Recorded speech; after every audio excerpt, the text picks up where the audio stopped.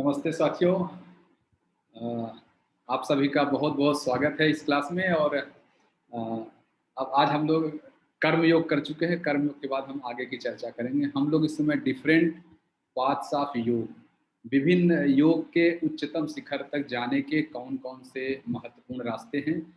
और जैसा कि पिछली क्लास में हमने देखा कि हजारों रास्ते हैं। आप ऐसे कह सकते हैं कि रास्तों की कमी नहीं है, जैसे एक पहाड़ी की चोटी पर जैसे चढ़ा जाता है। तो आज हम लोग कुछ नए रास्तों के बारे में समझेंगे। चलिए मैं क्लास को प्रेयर करके क्लास को शुरू करता हूँ। First prayer.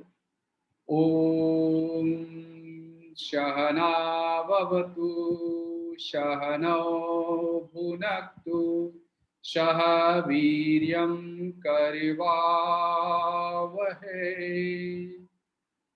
तेजस्विनावधीतमस्तु मा विद्विषावहै। ओम शांति शांति शांति। हरि ओम तत्सत्। Second prayer start. Jana Gana मन अधिनायक जय हे भारत भाग्य विधाता। पंजाब सिंध गुजरात मराठा द्राविड़ उत्कल बंग विंध्य हिमाचल यमुना गंगा उछल जलधि तरंग। तव शुभ नामे जागे तव शुभ आशीष मांगे। गाहे तब जय गाथा जन गण मंगलदायक जय हे भारत भाग्य विधाता। जय हे जय हे जय हे जय जय जय जय हे। भारत माता की जय। भारत माता की जय। भारत माता की जय।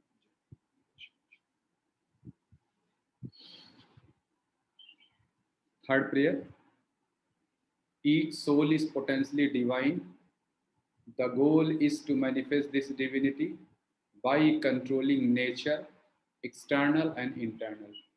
Do this by work or worship or psychic control or knowledge. By one of these or more of these or all of these. Just be. तो आप सभी का पुनः बहुत बहुत स्वागत है साथियों इस क्लास में। और अब तक की जो भी चर्चा हुई, यह देख के आपको एक चीज तो यह महसूस होने लगा होगा कि योग वास्तव में एकदम साइंटिफिक, प्योर साइंस आप कह सकते हैं। जैसे आप फिजिक्स केमिस्ट्री मैथमेटिक्स पढ़ते हैं, ये साइंस ऑफ साइंस है, सटल साइंस है।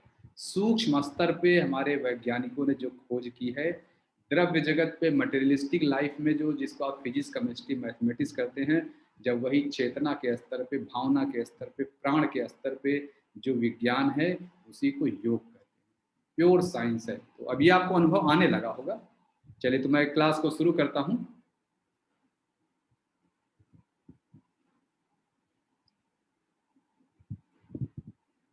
चलिए साथियों, जो आज का जो टॉपिक है भक्ति योग से हम शुरुआत करेंगे।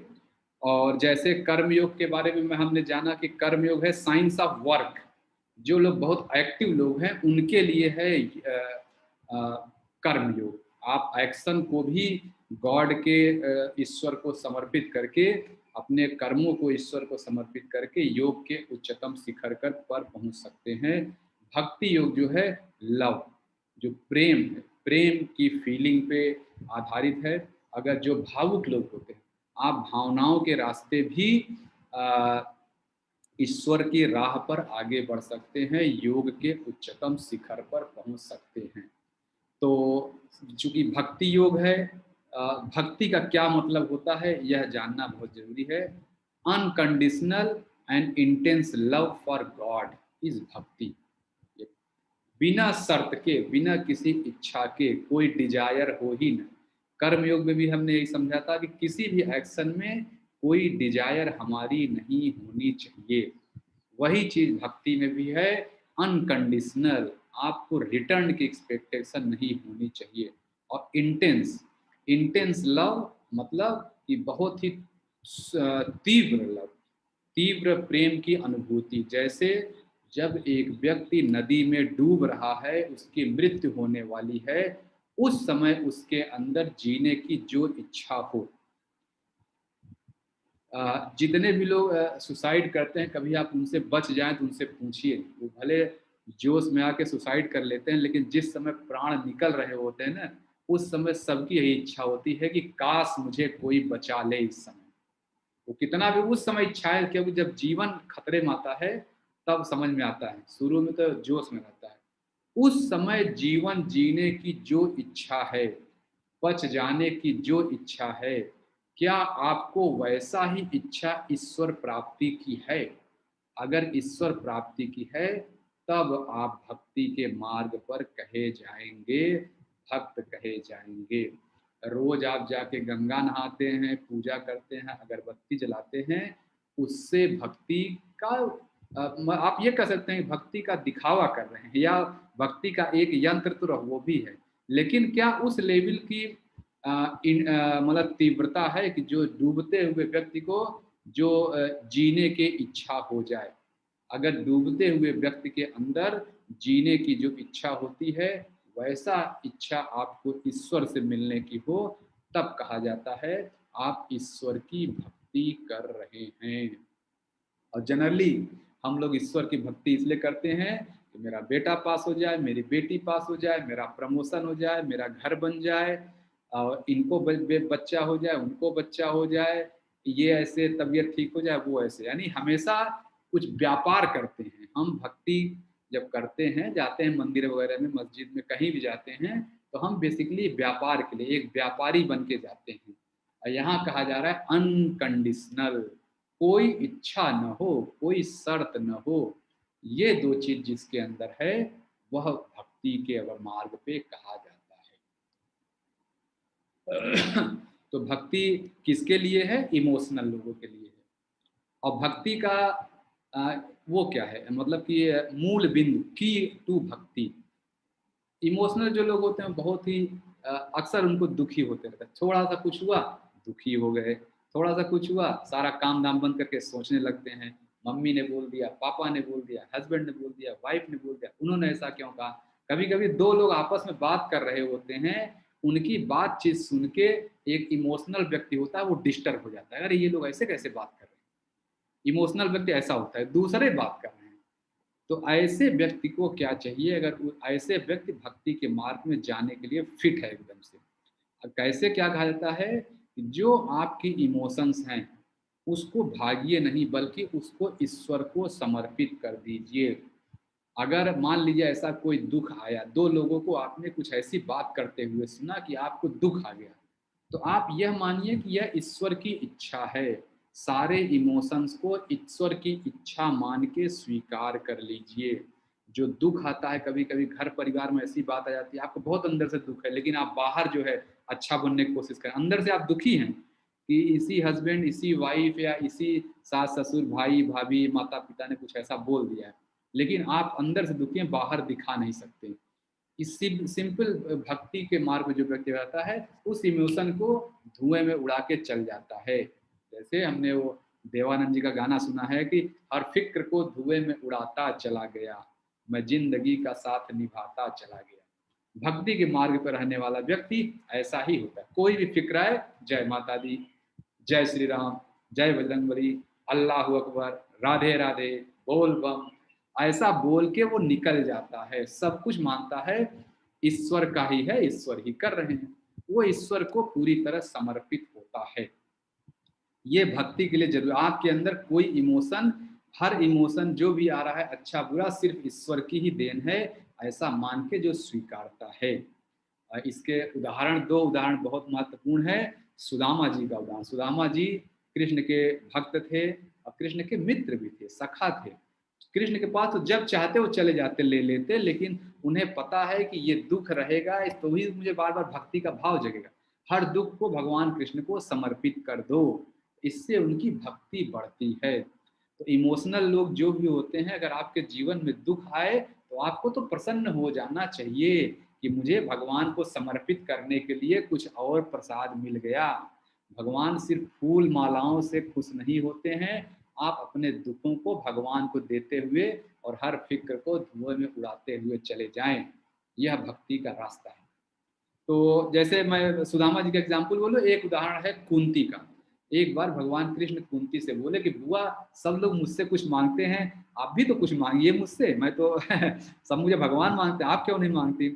तो बोले कृष्ण, मैं जानती हूँ तुम मेरे भतीजे बन के आए हो, लेकिन तुम वास्तव में विष्णु का अवतार हो, और अगर मुझे कुछ देना चाह रहे हैं तो मुझे दुख दो, मुझे जीवन में खूब दुख दो, जिससे मैं तुम्हें कभी भूलूं नहीं, क्योंकि तुम तो अपने भक्त के दुख हरते हो, तो मैं खूब तुम्हें तो खूब दुख चढ़ाऊं, खूब अर्पित करूं दुख तुम्हें। तो भगवान मतलब माता कुंती और सुदामा के एग्जाम्पल हमें समझना चाहिए। जब भी आपके जीवन में दुख आए, ईश्वर को चढ़ा दीजिए। ईश्वर भक्त के भाव के ही भूखे हैं, आपके दुख को हरने वाले हैं। अपने जीवन में जो भी दुख आए, ईश्वर को देते हुए निकल जाएं। यह साइंस ऑफ लव इसको कहते हैं। और भक्ति का जो मार्ग है, वास्तव में योग के सभी मार्गों में भक्ति का मार्ग सबसे सबसे आसान है, सबसे बिल्कुल, क्योंकि बाकी जितने रास्ते हैं ना, उसमें कहीं ना कहीं टारगेट होता है, आपको ये करना है, आपको ये करना है। कर्म योग क्या है कि पहले आपका कर्म छूटेगा, फिर आपका पहले कर्मफल छूटेगा, फिर कर्म छूटेगा, फिर कर्ता भाव छूटेगा। यहाँ तो कुछ टारगेट ही डिफाइन नहीं है कि बस आप ईश्वर का ध्यान करो, बस जो आएगा देखा जाएगा। सिर्फ ईश्वर के लिए पूरी तरह से आप सरेंडर कर दो। भक्ति का जो अगला एक की है, सरेंडर। ये मैं लिख लेता हूँ, ये बड़ा अच्छा पॉइंट छूट गया था। सरेंडर, भक्ति का की है सरेंडर। सब कुछ ईश्वर को समर्पित कर दें, फिर जो होगा देखा जाएगा। यह आपको समझना है। सरेंडर, समर्पण भाव जो है, यह सबसे अच्छा है। राधा कृष्ण जो सीरियल था उसमें देखे हो, तुम हो समर्पण का शिखर, यही है कि समर्पण कर देना है बिल्कुल। जो ये करता है वो भक्ति के रास्ते पे है। अब भक्ति की टेक्निक क्या है, भक्ति हम कैसे करते हैं? जैसे उसमें हम जानते हैं कर्म योग में क्या है, निष्काम कर्म, बिना इच्छा के कर्म करो, अपनी ड्यूटी निभाओ सिर्फ ड्यूटी के लिए, कोई इच्छा मत करो। कर्म में अकर्म और अकर्म में कर्म को देखो। भक्ति में क्या कहता है, भक्ति के टेक्निक क्या है? सत्संग करो, कीर्तन करो, भजन करो, मंत्र जपो, सेल्फलेस सर्विस करो, पूजा करो, निस्वार्थ भाव से सेवा करो। ये सभी जगह आप देखिए, सत्संग आप लोग करते हैं, जाते हैं, उस हिसाब से देखा जाए तो यह क्लास भी सत्संग है। यहाँ आप सत्संग करके शास्त्र की बातों को, जो सत्य बात है उस सत्य का साथ कर रहे हैं, संतों का साथ कर रहे हैं। यहाँ आप सारे लोग संत ही तो हैं जो यहाँ इकट्ठा हुए हैं, तभी तो यह चर्चा हो रही है। यह भी अपने आप में सत्संग है। कीर्तन वो होता है ईश्वर का नाम बार बार जपना, राधे राधे। या जैसे आप जाते हैं वो जो इस्कॉन का जो जाप है, मैं भूल गया, हरे कृष्णा कृष्णा कृष्णा हरे हरे, हरे राम हरे राम हरे हरे। सिर्फ यही जाप बार बार करते रहते हैं वो लोग। तो ये कीर्तन है अपने आप में। भजन क्या है? जब आप अकेले बैठ के आप, कीर्तन जो ग्रुप में होता है, और सत्संग में सिर्फ चर्चा होती है, कीर्तन में सिर्फ ईश्वर का, ग्रुप में ईश्वर का नाम जपते हैं। भजन मतलब अकेले बैठ के जब आप घर में भी ईश्वर का गुणगान करें। और मंत्र जाप मतलब कोई मंत्र का जाप करना। कोई कहता है ओम भूर्भुवः स्वः तत्सवितुर्वरेण्यं भर्गो देवस्य धीमहि धियो यो नः प्रचोदयात्। कोई कहता है अल्लाहु अकबर, अल्लाहु अकबर। कोई कहता है वाहेगुरु की खालसा, वाहेगुरु की फतेह। यह सब मंत्र जाप है। यह मन को पवित्र करने वाले शब्द हैं, आपके अंदर के साइकोलॉजिकल और फिजिकल एनर्जीज को एनर्जाइज करते हैं, जो चैनल्स हैं उनको ओपन करते हैं। तो मंत्र जाप ये है। और सेल्फलेस सर्विस, निस्वार्थ भाव से सेवा भी भक्ति होती है। सिख धर्म, सिख गुरुद्वारों में जाइए, कैसे लंगर खिलाया जाता है, वहाँ अपना चप्पल रख के आइए, रख दीजिए, आधे घंटे बाद आइए, चप्पल जूता आपको धुला हुआ पॉलिश मिला रहता है, पॉलिश करके मिलेगा। क्यों? सेल्फलेस सर्विस दे। उन्हें नहीं पता वो किसका जूता पॉलिश कर रहे हैं, उन्हें नहीं पता वो किसका चप्पल धुल रहे हैं, उन्हें नहीं पता कि जो खाना खाने आ रहा है ये कौन है। सिर्फ सेल्फलेस सर्विस, सिर्फ सेल्फलेस सर्विस करो। और पूजा करना, जो लोग अगरबत्ती और धूप बत्ती और जो माला फूल जलाकर, यह भी टेक्निक है ईश्वर के पूजा की, ये भी टेक्निक। कुछ लोग मीराबाई देखिए उसी में ही भगवान कृष्ण को सजा रही हैं, सजाने में ही क्या कहते हैं ईश्वर को वो करती है, उसी में प्रसन्न रहती है। और इसके भक्ति मार्ग के बेनिफिट क्या है? व्यक्ति ईगो लेस हो जाता है। और जैसा मैंने क्लासेस बता रखा, योग का अल्टीमेट मतलब कि आपका इंडिविजुअलिटी खत्म हो जाती है, you become universal. Individual consciousness universal consciousness में मर्ज कर जाता है। समुद्र की एक बूंद जब समुद्र में मिल जाए तो वो उसका योग है। तो यानी ईगो समाप्त कर देना। तो योग भक्ति मार्ग में ईगो बहुत जल्दी समाप्त होता है, आप सिंपल हो जाते हैं, ईश्वर का दिन भर नाम जपते रहते हैं। और जो भक्ति मार्ग का व्यक्ति है वो सब कुछ मानता है ईश्वर ही कर रहे हैं, वो खुद ईश्वर के हाथ की कठपुतली बन जाता है। फिर वो क्या कहता है? जाहे विधि राखे राम, वाहे विधि रहिए, ऐसा बोलता है, ये आप सभी लोगों ने सुना होगा। ठीक है, सीताराम सीताराम सीताराम कहिए, जाहे विधि राखे राम, वाहे विधि रहिए, मुख में हो राम नाम, राम सेवा हाथ में, तू अकेला नहीं प्यारे राम तेरे साथ में। यह जो है सब कुछ राम का हो जाता है, सब कुछ ईश्वर का, ईश्वर के हाथ की आप कठपुतली बन जाते हैं और कहते हैं जाहे विधि राखे राम, वाहे विधि रहिए। यह बेनिफिट्स है। और इस भक्ति मार्ग में जो होता है वह व्यक्ति ईश्वर को ट्रीट कैसे करता है, यह एक पॉइंट रह गया, मैं लिख लेता हूँ। बाकी में बाकी जो मार्ग हैं भक्ति के, ट्रीटमेंट टू गॉड, बाकी जो मार्ग ईश्वर को हमेशा बड़ा ही मानते हैं। भक्ति मार्ग में ईश्वर को आप बच्चा मान सकते हैं, ईश्वर को आप फ्रेंड मान सकते हैं, ईश्वर को आप लवर मान सकते हैं, अपना प्रेमी मान सकते हैं, सारे फ्रीडम। ईश्वर को आप पिता मान सकते हैं, जो भी रिश्ते नाते चाहिए। ईश्वर को आप माता मान सकते हैं, जो चाहिए वो मानिए। तो ट्रीटमेंट टू गॉड आप कुछ भी मान सकते हैं। कोई लड्डू गोपाल की पूजा करता है तो कोई राधे कृष्ण की पूजा करता है। तो जैसी जिसकी इच्छा हो वैसा ईश्वर को मानिए, और ईश्वर वैसे ही आपके सामने चलकर चले आते हैं। ठीक, ये हो गया। तो मुझे लग रहा है मैं भक्ति का बेसिक बता पाया। आप लोगों ने ये सब पॉइंट्स लिख लिए होंगे। Unconditional intense love emotional people के लिए है। की टू भक्ति, इसमें तीनों में सबसे बेहतर है सरेंडर। सरेंडर, ईश्वर के सामने सरेंडर करें। और इस्लाम जो है इसका फिट एग्जाम्पल है। सरेंडर, इस्लाम शब्द का मतलब ही होता है सरेंडर टू विश ऑफ अल्लाह। ईश्वर की मर्जी के आगे जो झुक जाए वो सच्चा मुसलमान है। वास्तव में पूरा इस्लाम सिर्फ और सिर्फ भक्ति है और कुछ नहीं। भक्ति योग की बात करता है इस्लाम। तो treatment to God, child, friend, lover, ये सब हो गया, टेक्निक समझ गए।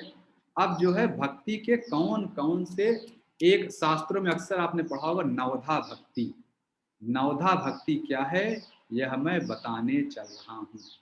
नवधा भक्ति या नवविधा भक्ति इसको भी कहते हैं, यानी 9 तरह से ईश्वर की भक्ति की जा सकती है। और इसको स्टेज भी कह सकते हैं, जैसे भी आप चाहें। तो नवधा भक्ति या नवविधा भक्ति की चर्चा 2 जगह की गई है। भागवत पुराण में इसको नवविधा भक्ति लिखा है, और रामचरितमानस में नवधा भक्ति, स्टेप बाय स्टेप लिखा है। तो दोनों ही मैंने यहाँ लिखा है कंपैरिजन के लिए, जिससे आप भक्ति को पूरी तरह समझ जाएं। भागवत पुराण में लिखा इन 9 में से कोई कुछ भी करेगा भक्ति है। रामचरितमानस से आप जितना मैं समझ पा रहा हूँ इसी सीक्वेंस में करेगा, ऑटोमेटिक होता जाता है। और दोनों मुझे एक ही लगते हैं, इसलिए मैंने यहाँ पे लिखा है। तो भागवत पुराण में पहला स्टेप है भक्ति का, listening to glory of God, ईश्वर की महिमा को सुनना। और इसमें रामचरितमानस में क्या लिखा है? सत्संग, संतों का साथ करना। जब संतों का साथ करेंगे तब तो ग्लोरी ऑफ गॉड तो सुनेंगे। दूसरा है भागवत पुराण में कीर्तन। कीर्तन में क्या है? ईश्वर के नाम को जपना। और रामचरितमानस में तो क्या लिखा है? कथा प्रसंग। ईश्वर के कथा प्रसंग को सुनो, बार बार सुनो, ईश्वर के गुणों को देखो। ये सब जगह है हमारे यहाँ कल्चर में। देखिए हिंदू धर्म में क्या है, हम लोग हर महीने क्या करते हैं, वो श्री नारायण जी की जो कथा करते हैं, मैं उसका देखिए नाम भूल रहा हूँ, जिसमें लीलावती कलावती की कहानी आती है, वो यही तो है कथा प्रसंग। हर महीने वही कहानी सुनते हैं, क्योंकि सुन सुन के बाद में हमारे मस्तिष्क में वो डीप इंप्रेशन बन जाता है। वह सेकेंड लेवल का कथा प्रसंग। रामायण बार बार सुनना, महाभारत बार बार सुनना, भगवत गीता बार बार सुनना, ये कथा प्रसंग है। संतों का साथ करेंगे तो कथा प्रसंग स्वतः ही आएगा। तीसरा कहा जाता है इसमें जो भागवत पुराण में स्मरण, ईश्वर का नाम हमेशा ध्यान में रखना। हर समय ईश्वर आपके साथ हैं, यह ध्यान रखना। रामचरितमानस में तीसरा क्या कहा है कि जब आप संतों का साथ मिले, कथा प्रसंग सुनिए, उसमें से किसी एक को गुरु बनाए कि यह व्यक्ति तो गुरु है, यह मुझे सही रास्ता दिखा रहा है, और फिर उसकी सेवा में लग जाएं। गुरु की सेवा में लगेंगे तो गुरु आपको वो ज्ञान दे देते हैं जो हजारों हजार साल पुस्तक पढ़ के नहीं समझ में आता है। जैसे मैं एग्जाम्पल बोलता हूँ कि लड्डू का स्वाद किताब पढ़ के आप नहीं समझ सकते हैं, 1000 पेज की किताब दे दूं तो भी। जब सही गुरु मिले तो कहेगा मुंह खोलो, आपने मुंह खोला, उन्होंने लड्डू रख दिया। और 1000 पेज की पुस्तक आप 3 साल पढ़ेंगे और जीभ पे आपके लड्डू रख देते हैं, तुरंत ही वो फल प्राप्त हो जाता है। तो ये तीसरा स्टेप है, remembering his name, remembering him always and everywhere. फिर चौथा आता है पाद सेवनम, उसकी पादुका बना के सेवा करना। ईश्वर की फोटो घर में लगा लेना। पहले श्रवण किया, कीर्तन किया, स्मरण किया, फिर उसकी फोटो लगा लेना। अब रामचरितमानस क्या है, उसके गुणों की पहले ऊपर आप सुन रहे थे, आप संतों का साथ किया, कथा प्रसंग किया, गुरु, अब आप खुद उसका गुणगान करने लगे ईश्वर का। यहाँ पाद सेवनम, जो लोग नॉर्मल ये कहिए कि लोग कहते हैं ना मम्मी पापा के फोटो रख के पर्स में घूम रहे हैं, या क्या कहते हैं हस्बैंड वाइफ की फोटो रखे हुए, यही पाद सेवनम है। आप एकदम उनके चरण पादुका अपने साथ रख लेते हैं, हमेशा उनको देखना चाहते हैं। कुछ लोग बेटा बेटी की फोटो, बेटा आपका बाहर पढ़ने गया है, आप फोटो लगाए रहते हैं सामने, बेटे को देख लेते हैं। पाद सेवनम, स्मरण सब हो गया, पहला श्रवण कीर्तन उसका नाम हो गया, स्मरण हो गया, पाद सेवनम वो सामने दिखना चाहिए, उसका गुणगान करें। फिर नेक्स्ट स्टेप है अर्चना। अर्चना मतलब उसका पूजा करना। उसको आप फोटो में रोज देख तो रहे हैं, लेकिन सुबह शाम उसको नमस्ते करना, उसको बार बार देखना, उसके फोटो को साफ करना। जो सेवा करने लगते हैं, वर्शिप करने लगते हैं लोग, रोज कैसे मंदिर जाते हैं फूल चढ़ाते हैं, उसी मंदिर रोज जाके नया नया फूल चढ़ाते हैं, भगवान तो वही है। ये मतलब आप और करीब जाने की कोशिश करते हैं। रामचरितमानस में इसको बोला गया भजन। पहले तो आप गुणगान कर रहे हैं, थोड़ा थोड़ा कभी बीच मौका लगा देख लिया, बोल दिया लोगों के सामने। अब यहाँ पे आप भजन, आप नियमित रूप से भजन करने लगे, रोज उठ के ईश्वर का गुणगान कर रहे हैं, रोज ओम नमः शिवाय, ओम नमः शिवाय बोल रहे हैं, रोज भगवत गीता पढ़ने लगे। जब आपके नियमित अभ्यास में आ जाए, इसको भागवत में बोला गया अर्चना, और रामचरितमानस में इसको तुलसीदास जी ने भजन बोला। तो ये 9 स्टेप मैं आशा करता हूँ आप लोग लिख रहे हैं, बहुत इंपॉर्टेंट है, आपसे पूछा जा सकता है एग्जाम में कि श्रवण कीर्तन स्मरण पाद सेवनम अर्चना। अर्चना के बाद आता है वंदना। वंदना का मतलब हर अब अर्चना में तो क्या हुआ कि आप मंदिर में गए, पूजा पाठ कर रहे हैं, अगरबत्ती जलाया, फूल माला चढ़ाया, सब भजन किया, हनुमान चालीसा पढ़ी, जो कुछ किया। वंदना मतलब हर काम में आपको लगे मैं तो उसी की सेवा कर रहा हूँ, यह निष्काम कर्म। रामचरितमानस में इसको बोला गया निष्काम कर्म। अपने कर्म में भी आप कोई इच्छा ही नहीं रखते, हर समय बस ईश्वर से मिलने की इच्छा रहे, हर समय लगता है उसी लिए काम कर रहे हैं। यह छठवां स्टेप है। फिर सातवां स्टेप है दास्य। जब हर समय उसी के लिए काम कर रहे हैं तो ये पूरी धरती, पूरी कायनात, पूरा ब्रह्मांड वास्तव में आपका मालिक हो जाता है। आप देखते हैं मैं पूरा दिन भर सुबह से शाम तक इसी का तो काम कर रहा हूँ, इस पूरे ब्रह्मांड के लिए काम कर रहा हूँ। तो आपके अंदर दास भाव आ जाता है, कभी ईगो रहता ही नहीं है। रामचरितमानस में इसको बोला गया विश्व दर्शन। जिससे आप प्रेम करते हैं सभी जगह उसी के दर्शन होते हैं। देखा होगा आपने सुल्तान मूवी कैसे देखा है, जग ढूंढया थारे जैसा न कोई। वही है कि मैं पूरी दुनिया में जा रहा हूँ और तुम ही सब जगह दिख रहे हो, तुम्हारे यूनिक है, तुमसे बेहतर कोई नहीं। विश्व दर्शन इस संपूर्ण या एक वो मूवी है जो ये सब उस भक्ति योग के गाने हैं। आप जग ढूंढया थारे जैसा न कोई, वो साधारण गाना नहीं है। या जो तुझ में रब दिखता है यारा मैं क्या करूं, जो मुझे लग रहा है शाहरुख खान जी का गाना है। यह दास्य भाव है। दास्य भाव जब आ जाता है तो आप उससे सामने वाले के नौकर हो जाते हैं, हमेशा उसकी इच्छा, उसको खुश रखने की बात करते हैं। वो डांट भी दे, आपको मारे भी, तो भी आप उसी की सेवा में लगे रहते हैं। छोटा बच्चा जब होता है, बच्चा तो कैसे आप उसके दास बन के घूमते रहते हैं। वो बोलेगा पापा ऐसे बैठिए, पापा बैठ जाते हैं। अब पापा तो ऐसे ऑफिस में जरा बॉस कह दे ऐसे बैठिए, कभी आप नहीं करेंगे, लेकिन छोटे बच्चे के आप दास बने रहते हैं। वो जैसा कहता है वैसा ही कर देते हैं। दास्य भाव इसको कहते हैं। जब आप प्रेम करते हैं तो जो कहता है वैसे ही कर लेते हैं, ये सोचते भी नहीं कि क्या होगा। वो आप मॉल में गए हैं, मॉल में कहेगा पापा नीचे झुकिए घोड़ा बनिए, अब पापा वहां घोड़ा बन जाते हैं बड़े आराम से। और ऐसे कोई कहे घोड़ा बनिए तो कभी नहीं बनेंगे। यह दास्य भाव है, प्रेम में उच्चतम स्तर का होता है जब दास्य भाव। दास्य भाव के बाद आता है सखा भाव। सखा भाव मतलब दास बनते बनते धीरे धीरे वह आपका सबसे अच्छा फ्रेंड हो जाता है। टू डिक्लेयर, आप कहते हैं ये मेरा सबसे अच्छा फ्रेंड है। To declare him your best friend, ये वह सबसे अच्छा मित्र। आप कहते हैं मेरा सबसे अच्छा मित्र यही है। ईश्वर आपके सबसे अच्छे मित्र हो जाते हैं। और जो मित्र होता है उसका दोष नहीं देखा जाता। यही चीज रामचरितमानस में बोला गया, सपने में भी किसी के दोष नहीं देखना। तो जो भी लोग दोष देखते हैं किसी का, इनकी कमी उनकी कमी निकालते हैं। इसीलिए मैं ये कहता हूँ कि ये बहुत बड़ी कमी है। दूसरों का दोष देखना मतलब अपना दोष दिखाना। क्योंकि वो आप दूसरों के अंदर दोष देख रहे हैं तो ये आपका अपना दोष है। क्योंकि भक्ति मार्ग कहता है कि भाई दूसरे का दोष देखना ही नहीं है, सपने में भी नहीं देखना। यह भक्ति का उच्चतम अवस्था। क्यों? क्योंकि आप तो विश्व दर्शन कर रहे हैं, विश्व दर्शन में ईश्वर देख रहे हैं, तो जिसका दोष निकाल रहे हैं वो भी तो इसी विश्व में है। किसी का दोष निकालना मतलब ईश्वर का दोष निकालना है, ईश्वर के अंदर दोष निकालना है। इसीलिए कभी किसी का दोष नहीं निकालना चाहिए। अब इसमें अगला प्रश्न आता है कि सर दोष नहीं निकालेंगे तो वो कोई गलती कर रहा है, हम कैसे सुधारेंगे? इसका जवाब यह है कि जब कोई गलती करे तो आप उसके सामने खुद उदाहरण बने और उसको सिखाएं। उसको बोलने की जरूरत नहीं, उसको डिग्रेड करने की जरूरत नहीं है।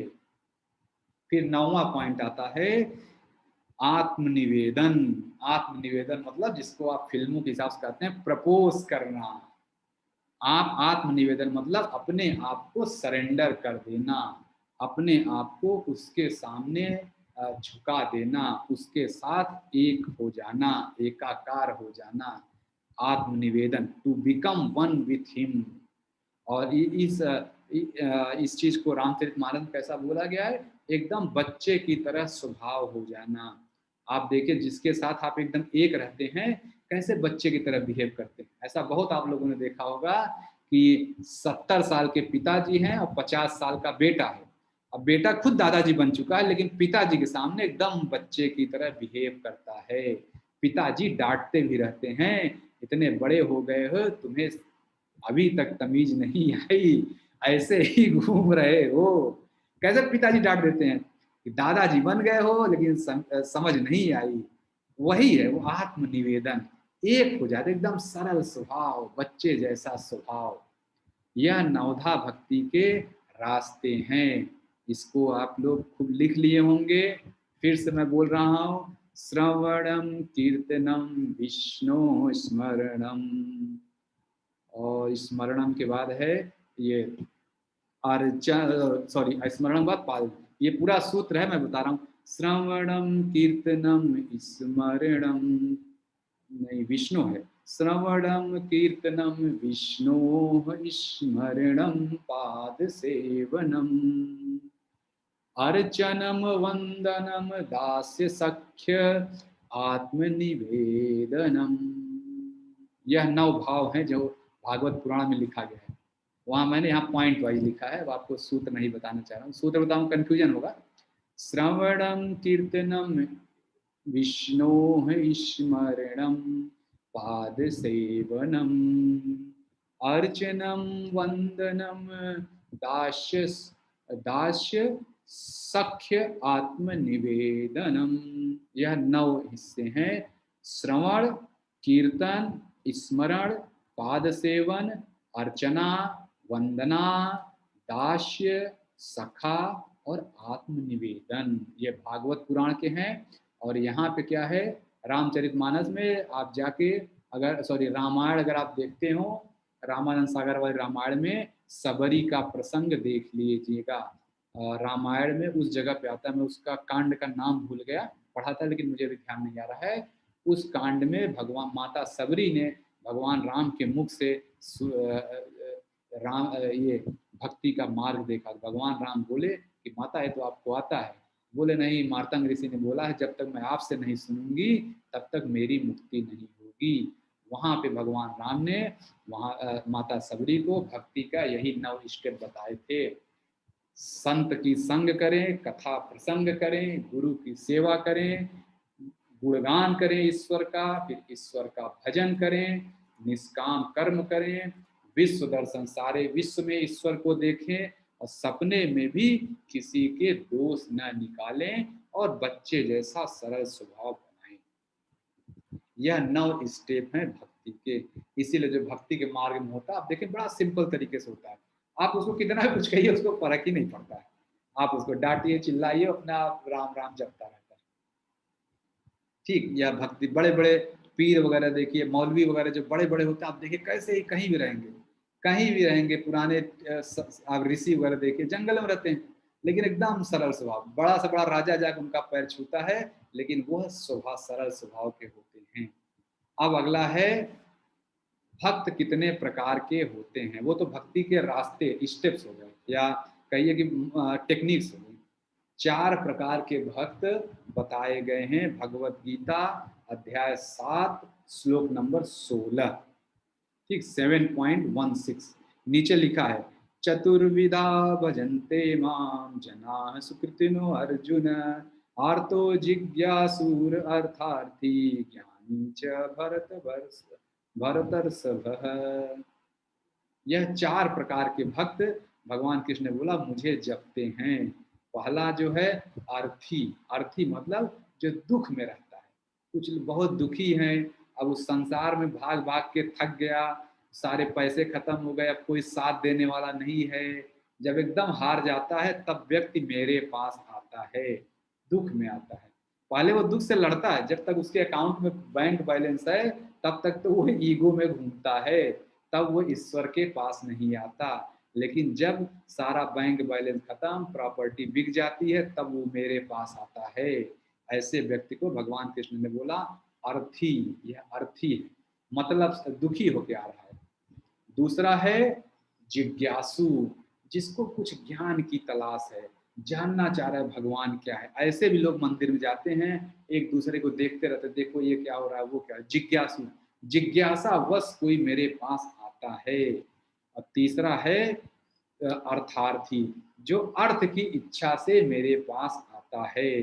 किसी को प्रॉपर्टी चाहिए, किसी को बंगला चाहिए, किसी को नौकरी चाहिए, किसी को प्रमोशन चाहिए, बेटा की शादी, बेटी की शादी, तब इनकी तबीयत ठीक हो जाए, उनकी तबीयत ठीक हो जाए, इसके लिए आता है। इसको बोलते हैं अर्थार्थी। और ज्ञानी जो व्यक्ति होता है, जो एकदम संपूर्ण ज्ञान को प्राप्त कर जाता है और वो जानता है कि यह जो ईश्वर हैं यही तो मेरे कर्ता धर्ता हैं, मैं इन्हीं का तो इंस्ट्रूमेंट हूँ, यही मुझसे सारा काम कराते हैं और मैं इनका एक छोटा बहुत सूक्ष्मतम अंश हूँ। तो इसी वो इसलिए मेरे पास आता है। तो 4 तरह के भक्त भगवत गीता में बताए गए, ये आप लोग याद रखें। श्लोक न याद रखें जरूरी नहीं, लेकिन 7.16 याद रख सकते हैं। अर्थी जिज्ञासु, अर्थार्थी ज्ञानी। अर्थी मतलब दुख से आता है, जिज्ञासु थोड़े से ज्ञान के लिए आता है, और अर्थार्थी कुछ वर्डली प्लेजर के लिए, और ज्ञानी जो जो सारा ज्ञान प्राप्त कर लेता है, फिर जानता है कि मैं ही तो इस पूरी धरती का, पूरी कायनात का एकमात्र सत्य हूँ। तो ऐसा यह सूत्र है। मैं आगे निकल जाता हूँ। स्टेजेस ऑफ भक्ति, यह एक महत्वपूर्ण चीज है कि भक्ति का स्टेज क्या होता है। सबसे पहले जैसे जो भक्ति मार्ग चलना चाहिए उसको किस तरह आगे बढ़ना चाहिए। मान लीजिए जो इमोशनल व्यक्ति है, आप बहुत इमोशनल है, आप भक्ति के मार्ग पे आगे बढ़ जाएंगे। मान लीजिए मैं इमोशनल नहीं हूँ, मैं तो बहुत ही लॉजिकल व्यक्ति हूँ, लेकिन मैं भक्ति के मार्ग को देखना चाहता हूँ, तो मुझे क्या करना चाहिए। नीचे से ऊपर चलिए, जो यहाँ लिखा है, सबसे पहले जितना भी कर्म कर रहा हूँ उसके फल की आशा छोड़ दूं, बिना फल की आशा के कर्म करना शुरू कर। मुझे नहीं अच्छा लगता मंदिर जाना, तो लेकिन मैं तब भी भक्ति का मार्ग देखना चाह रहा हूँ, तो क्या करूँ। तो पहले इसके लिए स्टेप बताया गया कि अपने जो है कर्मों को फल की इच्छा के बिना करो। जब इसमें खूब स्टेब्लिश हो जाओ, खूब प्रैक्टिस हो जाए, तब क्या करो कि अपने कर्मों को ईश्वर को समर्पित करने लगो। इस जो भी कर्म किया, ईश्वर ये तो आपका है, ये तो आपका है, आपका ही काम है, आप ही कर रहे हैं, ऐसा करने लगो। फिर जब ऐसा होने लगे, आप हर जगह लगे कि आप ईश्वर का ही काम कर रहे हैं, ऐसा करते करते अब अपनी इच्छाओं पे कंट्रोल करना। जब जब हर काम ईश्वर का है तो आपकी तो इच्छा रहेगी ही नहीं ना। अब तो जो कुछ है ईश्वर की इच्छा है। उस समय हमें अपनी इच्छाओं को कंट्रोल करना शुरू करना चाहिए। और फिर धीरे धीरे जब इच्छाओं पे कंट्रोल होना शुरू हो जाए, तब आप ऐसा देखें, लास्ट में जब इच्छाओं पे कंट्रोल होना शुरू हो जाएगा, तब धीरे धीरे व्यक्ति छोटे से मूर्ति को देख के उसी में प्रसन्न है, उसको बाहर इच्छा नहीं चाहिए, वो अपना ही बैठा है, किसी चीज का ध्यान करके खुश है, वो बेटा का, बेटी का, किसी एक का ध्यान करके, कोई मूर्ति का ध्यान करके खुश रहता है। फिर ऐसा कर करके इच्छाएं उसकी खत्म होती जाती, खत्म होती जाती हैं। जब इच्छा बहुत थोड़ा सा बचता है, तो वो क्या करता है, सगुण ब्रह्म की उपासना शुरू कर देता है। सगुण ब्रह्म मतलब किसी मूर्ति का बार बार जाएगा, दर्शन करेगा। कोई जाता है विंध्याचल जाता है, कोई मैहर जाता है, कोई हर बार हर साल मक्का मदीना जा रहा है, कोई वैष्णो देवी जा रहा है, कोई रामेश्वरम दर्शन करने जा रहा है। उसके जीवन में और कुछ भी नहीं बचता, वो सिर्फ एक ही इच्छा बची है कि मैं हर साल हर महीने इस मूर्ति के दर्शन कर लूं। ये हमारे सांसारिक में क्या होता है कि कोई व्यक्ति बेटे से प्रेम कर रहा है, कोई बेटी से प्रेम कर रहा है, कोई पति से, कोई पत्नी से, कोई माता पिता से, बस वही एक चाहिए आपको, दूसरा कोई नहीं चाहिए। इसको कहते हैं सगुण ब्रह्म। सगुण ब्रह्म इसको कहते हैं। जब आप किसी एक से आपका सारा ध्यान उसी पे लग जाए, फिर धीरे धीरे धीरे धीरे आप जब करेंगे, उससे भी इच्छा हट जाती है, उससे भी इच्छा हट जाती है, तब व्यक्ति निर्गुण ब्रह्म में चला जाता है। जब आपकी वो डिजायर भी खत्म हो जाएगी, तब व्यक्ति ब्रह्म में स्टैब्लिश हो जाता है। ब्रह्म इस सृष्टि का मौलिक पदार्थ है, जो इनडिस्ट्रक्टिबल है, जिसका विनाश नहीं किया सकता, जिसको बोला नहीं जा सकता, जिसके बारे में सोचा नहीं जा सकता, वह निर्गुण ब्रह्म है। तो देखिए कैसे भक्ति डेवलप होती है, यह बता दिया गया नीचे से ऊपर। कर्म फल का त्याग करें, फिर कर्म को ईश्वर को समर्पित करें, फिर इच्छाओं का दमन करना शुरू करें, और फिर बाद में सगुण ब्रह्म पे जाएं, और सगुण से निर्गुण ब्रह्म। यह स्टेजेस ऑफ भक्ति है। भक्ति इसी तरह से डेवलप की जाती है। अच्छा, अब जो है आता है अगला क्वेश्चन, या होता भक्ति भक्त के गुण क्या होते हैं, कोई जो भक्त है उसके गुण क्या होते हैं। भगवत गीता का अध्याय 12, भगवत गीता का अध्याय 12 इसी चीज से भरा हुआ है। लगभग हर श्लोक भक्त के गुण बताता है। तो वो सूत्र मैं यहाँ लिखा नहीं हूँ, नंबर्स हैं, आप लोग इसको नोट कर लें। ये है 4-5 मैंने लिखे, ये आपको याद करने हैं पूरा मीनिंग के साथ। 12.14, 12.16, 12.17, 12.18 और 12.19। इस तरह यह 5 याद कर लेंगे तो भक्त के गुण है। इसमें इनफैक्ट सब में यही बोला गया है, ऐसा व्यक्ति जिसकी इच्छाएं समाप्त हो गई हैं, जो अपने हर कर्म को मुझे समर्पित करता है, जो कभी दुखी नहीं होता है, अपने हर दुख को, हर भाव को मुझे दे देता है, ऐसा भक्त मुझे बहुत प्रिय है। भगवान ने यहाँ बोला कि मुझे कौन कौन से भक्त प्रिय हैं, कैसे लोग मुझे प्रिय हैं। तो क्वालिटीज ऑफ भक्त, भक्त की क्या क्वालिटीज होता है, यही यहाँ बताया गया है।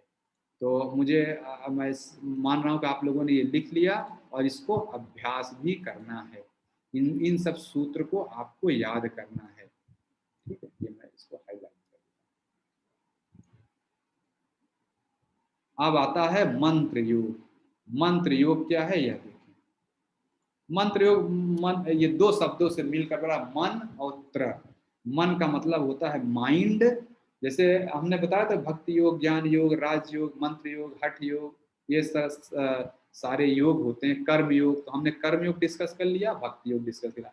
अब मंत्र के बारे में थोड़ा सा जान लें, बहुत थोड़ा सा। मन का मतलब होता है माइंड और त्र का मतलब होता है प्रोटेक्ट।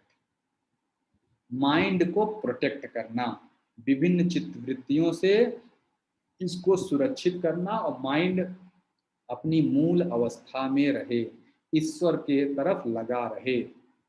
और सारे धर्मों में इसका उपयोग होता है। मैंने बताया पहले, कोई अल्लाह अकबर, कोई कहता है वाहे गुरु की खालसा वाहे गुरु की फतेह, कोई कहता है जो बोले सो निहाल सत श्री अकाल। सिख धर्म में दोनों चीज है। या कोई जय श्री राम, राधे राधे, बोल बम, हरि कृष्णा, हरि बोल, बोल हरि बोल, हरि ओम तत्सत। ये सारे टेक्निक्स हैं। यह जो मंत्र हैं यह बोलते हैं तो इससे आपके अंदर का जो मानसिक, आध्यात्मिक और शारीरिक इफेक्ट है। मंत्र योग वास्तव में साउंड का योग, यानी ध्वनि निकाल निकाल के भी आप योग के रास्ते पर आगे बढ़ सकते हैं। यह जो ध्वनि है, कोई गायत्री मंत्र बोलते हैं, ओम भूर्भुवस्वः तत्सवितुर्वरेण्यं भर्गो देवस्य धीमहि धियो यो नः प्रचोदयात्।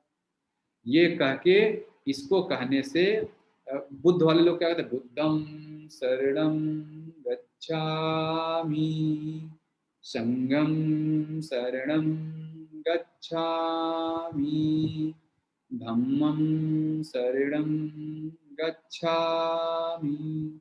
यह जो सारे ये योगा ऑफ साउंड है, आवाज निकाल निकाल के आप जो है अपने अंदर के माइंड को प्योर करते हैं, ईश्वर की राह पर लगाते हैं। यह मंत्र योग कहा जाता है। तो कुछ लोग जो मंत्र का जाप करते रहते हैं उनका मजाक न उड़ाएं, वो भी योग का एक तरीका है। अब आता है ये ज्ञान योग। ज्ञान योग काफी हो चुका है, लेकिन फिर भी मैं रिपीट कर दे रहा हूँ। ये ज्ञान योग हो चुका है, मैं ये मान रहा हूँ।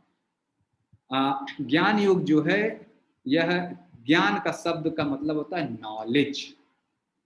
नॉलेज का क्या मतलब है, नॉलेज क्या है, ये फिजिक्स भी नॉलेज है, केमिस्ट्री भी नॉलेज है, हिंदी भी नॉलेज है, हिस्ट्री भी नॉलेज है। ये नॉलेज क्या इस नॉलेज की बात कर रहे हैं?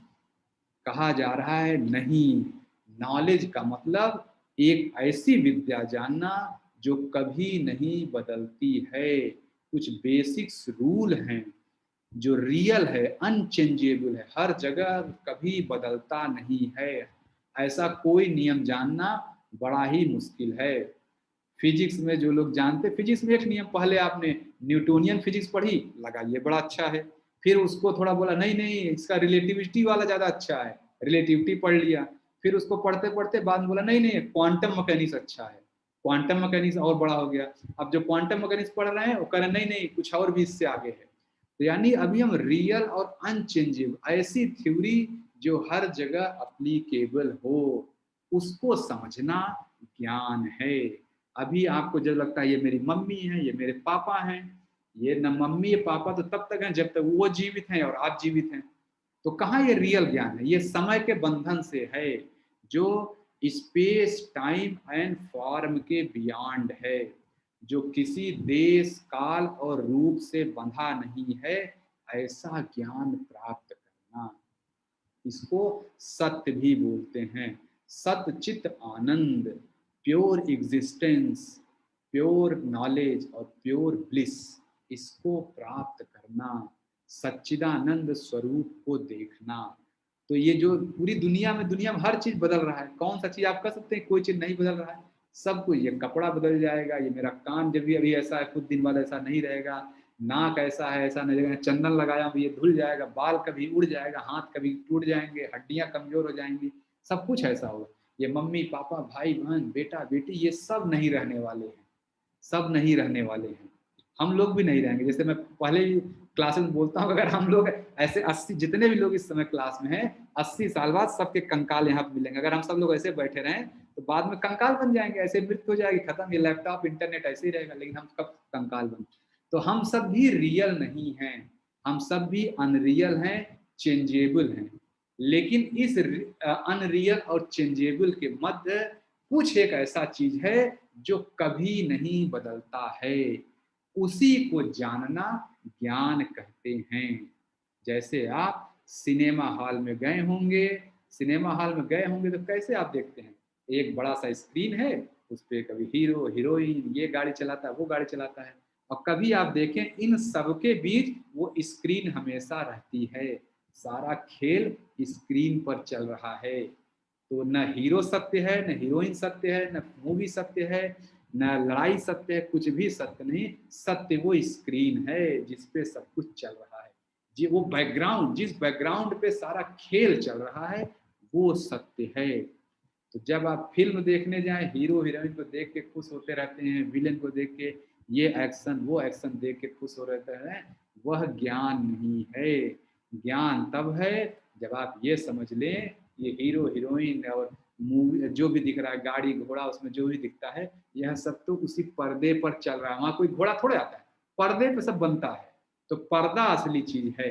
तो वह बैकग्राउंड जिसपे सब कुछ चल रहा है, उस बैकग्राउंड को जो रियल है और अनचेंजेबल है, उसको कहते हैं ज्ञान। तो मुझे लग रहा है मैं असली ज्ञान समझा पाया आपको, जो अनचेंजेबल है, जो हमेशा रहेगा, मूवी चाहे चले चाहे न चले, वो इन उसको आप बोल नहीं सकते। तो वो जो रियल ज्ञान होगा उसको शब्दों में बोला नहीं जा सकता, किसी तरह एक्सप्रेस नहीं किया सकता।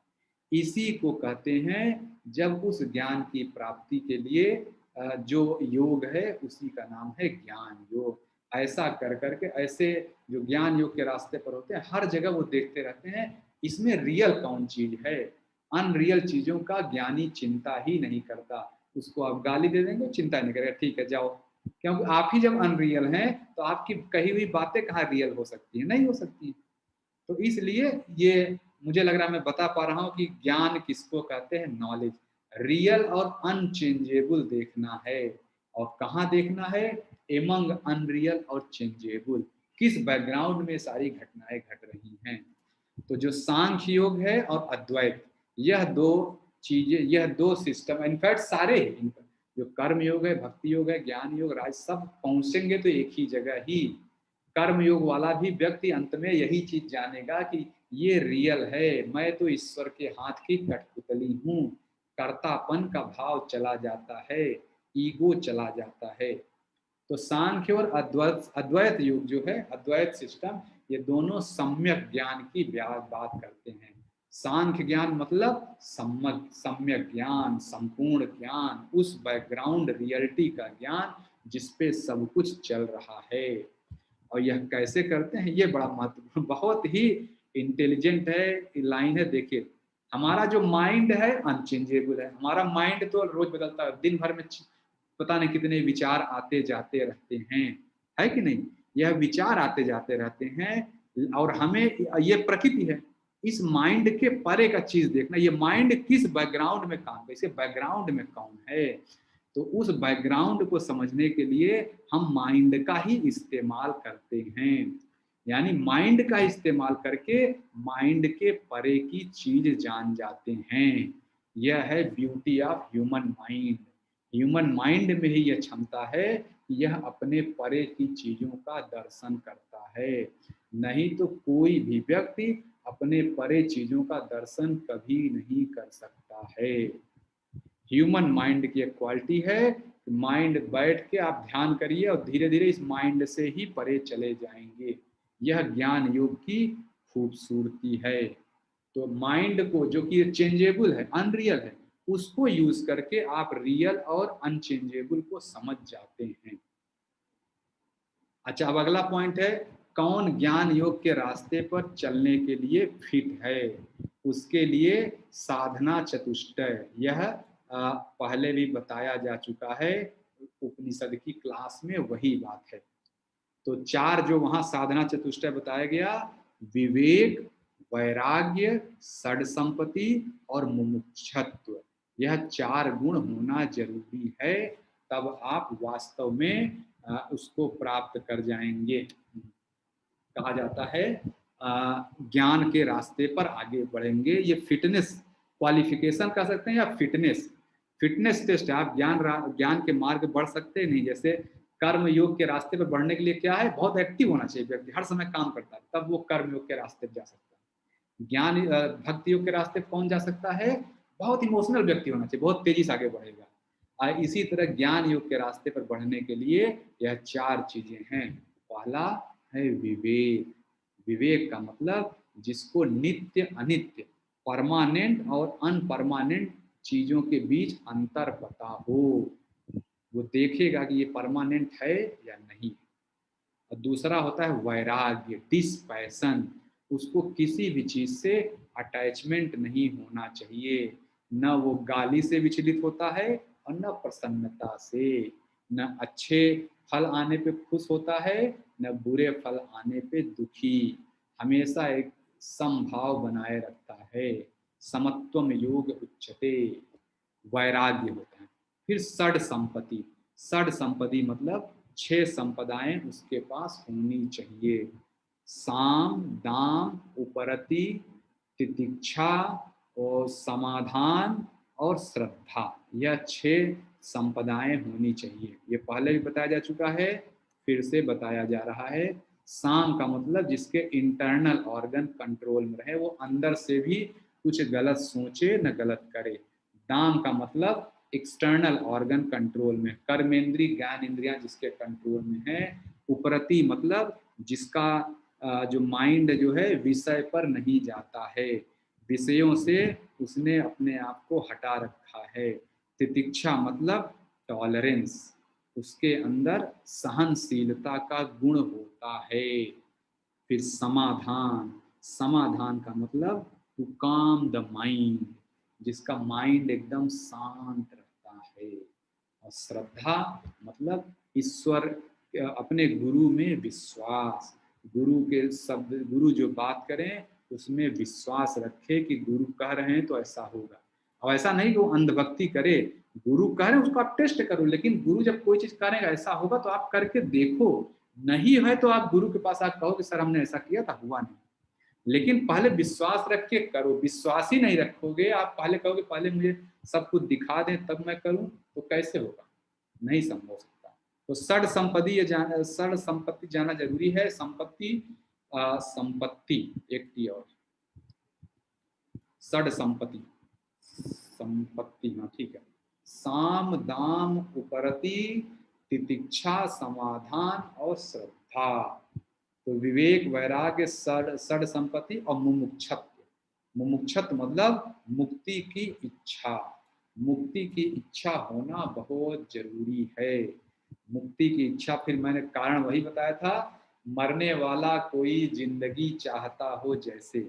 जो मरने वाला डूब रहा है वो व्यक्ति उस समय जिंदगी चाहता है। क्या हमने गाना सुना है ना, हम तुम्हें चाहते हैं ऐसे, मरने वाला कोई मरने वाला कोई जिंदगी चाहता हो जैसे हम तुम्हें चाहते हैं ऐसे। तो क्या ऐसा आप चाहते हैं? क्या मुक्ति की ऐसी इच्छा है? क्या ईश्वर के लिए ऐसी इच्छा है? यहाँ कहाँ है? हम तो जब खाली टाइम पाते हैं तब हम भगवत गीता पढ़ते हैं। मरने वाली बात, जब एकदम खाली टाइम पाते हैं तो चलो, जब सब काम खत्म हो गया तो चलो गीता पढ़ लें, थोड़ा सा पूजा कर लें, थोड़ा सा ऐसा कर लें। सबसे लास्ट में वो काम करते हैं। जबकि मरने वाला व्यक्ति तो जिंदगी तुरंत चाहता है ना, ये थोड़ी कि लास्ट में देखेंगे। ऐसी मुमुक्षत्व जिसके अंदर है वह ज्ञान योग के लिए फिट हो जाता है। अब अगला पॉइंट है कि ज्ञान योग के रास्ते पे कैसे कैसे बढ़ेंगे। तो ये पहले ही बता रखा है, फिर से श्रवण मनन और निधिध्यासन। श्रवण करना है उपनिषद या शास्त्रों की बातों, चाहे कुरान बाइबल जो भी, उसको सुने। आप उन बातों को सुने, उनमें जो बातें लिखी गई हैं उनका मनन करें, चिंतन करें और अपने बुद्धि के स्तर पर उसको देखें कि हाँ ये सही है। आपकी जो रीजनिंग है, जो एक्सपीरियंस है, उस पर फिट होना बहुत जरूरी है। सिर्फ मैंने कह दिया, किसी और ने कह दिया और आपके रीजनिंग पे फिट नहीं बैठ रहा है तो मत मानिए उसको। अब वो शास्त्र है, वो आपके रीजनिंग पे फिट बैठेगा ही बैठेगा, लेकिन थोड़ा मनन करिए। मनन करने से आपके इंटेलेक्चुअल एब्जॉर्प्शन उसका हो जाएगा। और फिर अगला है निधि ध्यासन। जब ऐसा कि आपने स्टडी भी कर लिया, सुन भी लिया और आपके बुद्धि पर भी वो सही पाया गया, तब उसके बाद निधि ध्यासन मतलब अपने, अब उसको मेडिटेशन करना और अपने शरीर पर उसको रियलाइज करना, अपने खुद के अंदर देखना कि यह शास्त्र की बात क्या मेरे अंदर सही है, मैं ऐसा देख पा रहा हूँ। तो स्टडी अपने इंटेलेक्चुअल एब्जॉर्प्शन रीजनिंग के स्तर पे, फिर अनुभव के स्तर पर। यहाँ से देखिए हमने कर्म योग, भक्ति योग, ज्ञान योग, मंत्र योग इतना खत्म कर लिया। अब जो अगला टॉपिक आता है स्थित प्रज्ञ। स्थित प्रज्ञ का जो टॉपिक है उसको अगली क्लास में लेंगे। तो यहाँ से मैं क्लास को एंड करना चाहता हूँ और मैं आशा करता हूँ कि आपको यह क्लास पसंद आ रही है, आप इसको लिख पा रहे हैं, सारे कॉन्सेप्ट को समझ पा रहे हैं और ये सब प्रश्न जब कैसे आएंगे वो आपको बताया जाएगा। अभी आप सिर्फ कॉन्सेप्ट को समझें, चीज़ों को एब्जॉर्ब करें, पचाएं। तो अब साथियों आपने कर्म योग, भक्ति योग, ज्ञान योग और मंत्र योग समझा। राजयोग भी है, लेकिन राजयोग हम डिटेल में आगे भी चर्चा करेंगे, तो यहाँ पे हम उसकी चर्चा, राजयोग बहुत डिटेल में हमें स्टडी करना है। मैं यहाँ से प्रेयर करके क्लास को एंड करता हूँ, इसके आगे की चर्चा हम अगली क्लास में करेंगे। ओम अस्थापकाय च धर्मस्य सर्वधर्मस्वरूपिणे अवतार वरिष्ठाय रामकृष्णाय ते नमः। जननीं शारदां देवी रामकृष्ण जगद्गुरु पादपद्मे तयो श्रित्वा प्रणमामि मुहुर्मुहुः। नमः श्रीयतिराजाय विवेकानन्दशूरये सच्चित्सुखस्वरूपाय स्वामिने तापहारिणे। ओम शांति शांति शांति। हरि ओम तत्सत्। श्री राम कृष्णाय। बहुत बहुत धन्यवाद साथियों। फिर मैं यहाँ से क्लास को एंड करता हूँ, फिर हम लोग आगे की चर्चा अगली क्लास में करेंगे। नमस्ते सभी को। आप सभी सदैव सुखी रहें। ईश्वर आपको षड संपदा और सात्विक संपदाओं से नवाजे। Thank you.